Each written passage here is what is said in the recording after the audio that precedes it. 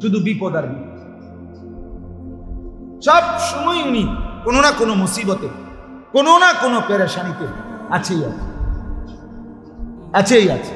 যে এর ভিতর দিয়েই আল্লাহকে ডাকতেছে, এর ভেতর দিয়েই 3টা ছেলে কওমি মাদ্রাসায় পড়তেছে, এর ভিতরে দিয়েই মেয়েগুলো বিয়ে দিছে।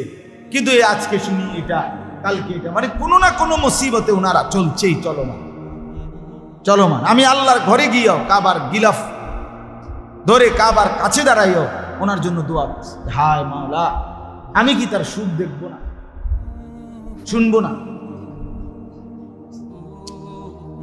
এই যে জিন্দিগি বলে,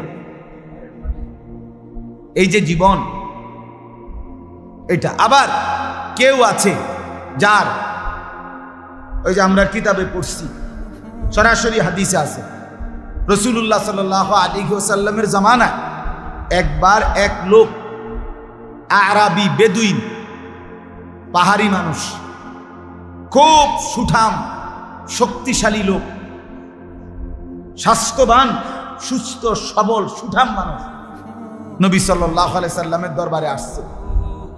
আল্লাহ নবী সাল্লাল্লাহু আলাইহি সাল্লাম কোনো কথার প্রসঙ্গে জিজ্ঞেস করছে, তোমার কি কখনো কোনোদিন জ্বর হয়েছে?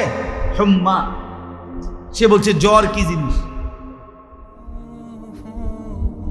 জ্বর কিভাবে হয়? তার মানে সে জ্বর কখনো দেখে না। নবী সাল্লাল্লাহু আলাইহি সাল্লাম বলছে, তোমার কি কখনো সুদা, মাথা ব্যথা হয়েছে? সে বলছে, মাথা ব্যথা কিভাবে হয়, মানে মাথা ব্যথা কেমনে হয় সেটা জানে না। আল্লাহ নবী সাল্লাল্লাহু আলাইহি সাল্লাম বলছে, তোমার কি কোনোদিন পেটে ব্যথা হয়েছে? পেট ব্যথা হয় কিভাবে, কেন হয় সে জানে না। অর্থাৎ কোন রোগ কোনদিনও তার নাম। আল্লাহ নবী সাল্লাল্লাহু আলাইহি সাল্লাম লোকটা চলে যাওয়ার পরে নবী সাল্লাল্লাহু আলাইহি সাল্লাম বললেন, যদি এই মুহূর্তে জাহান্নামী দেখতে মন চায় তো এরে দেখো।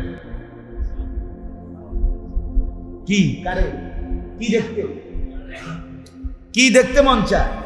জাহান্নামী দেখতে মন চায় যদি ওরে দেখো, যে জীবনে কোনোদিন কি দেখ, একে তো বেঈমান, দ্বিতীয়ত দুঃখ বলতে কিছু দেখেন। 40 বছর ফেরাউনের কোনোদিন কোনো সর্দি, কাশি, জ্বর, মাথা ব্যথা, একটা হাসি কাশিও ফেরাউন দেয় না। 40 বছর ফেরাউন, এই 40 বছর একটানা সম্পূর্ণ রোগ মুক্ত থাকার কারণেই ফেরাউন বলছে, ভাবছে কি রে, আমি তো মানুষ না, আমি তো খোদা। فقال انا ربكم الاعلى। আল্লাহ বলেন, ফেরাউন এবার বলে উঠলো, মিশরবাসী, আমি তোমাদের সবচেয়ে বড় খোদা। ফাআখাযাহুল্লাহ। আল্লাহ বলে, সাথে সাথে আমি আল্লাহ বেঈমানকে ধরে ফেললাম। কইলিটা কি? নাকালাল আখিরাতি ওয়াল উলা। আজকের এই শেষ অপরাধ মানে রব দাবি করা আর আগের যতগুলো পাপ সবগুলো মিলিয়ে আমি আল্লাহ একসাথে শাস্তি দিয়ে ধ্বংস করে দিলাম। দেখেন, খোঁজ নিল যেই কোনো ব্যক্তি, সে লম্বা সময় দীর্ঘদিন যাবৎ দিবা নিশি একাগ্রতার সাথে মেহনত করছে, বিনিময়ে আজকে সে পয়সাওয়ালা। আবার আখিরাতের লাইনে দেখেন, যারা যত বড় আল্লাহওয়ালা, পীর বুজুর্গ, মাশায়েখ, আউলিয়া, ওলামা, তো ওনারা দিবানিশি আল্লাহর ইবাদত, তওবা, ইস্তিগফার, জিকির, তেলাওয়াত, দোয়া, কান্নাকাটি এর জন্য মেহনত করছে মনোযোগ দিয়ে, কখনো সুখে কখনো দুঃখে, কিন্তু কোনো অবস্থাতে আল্লাহর ইবাদত ছাড়ে নাই।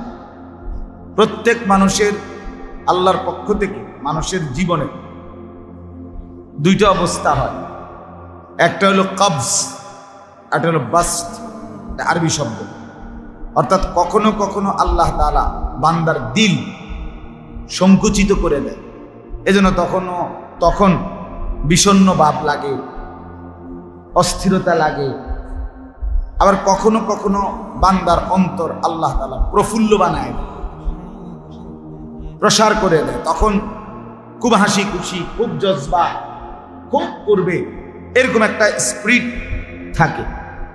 তো একজন মুসলমানের জন্য নিয়ম হলো, আমার দিলের অবস্থা যখন যেরকমই হোক না কেন, আমি আমার আল্লাহর ইবাদত আমার ছাড়া যাবে না। মন ভালো থাকুক বা না থাকুক, সেজদা আমাকে দিতেই হবে।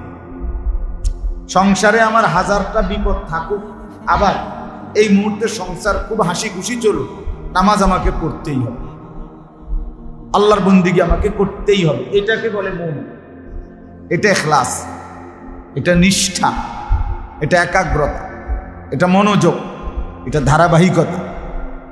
এটা দুনিয়ার লাইনেও মানুষকে সফল বানায়, আখিরাতের লাইনেও মানুষকে সফল বানায়। আমরা ছোটবেলায় ওস্তাদদের মুখে শুনছি, ফামান তালাবাল উলা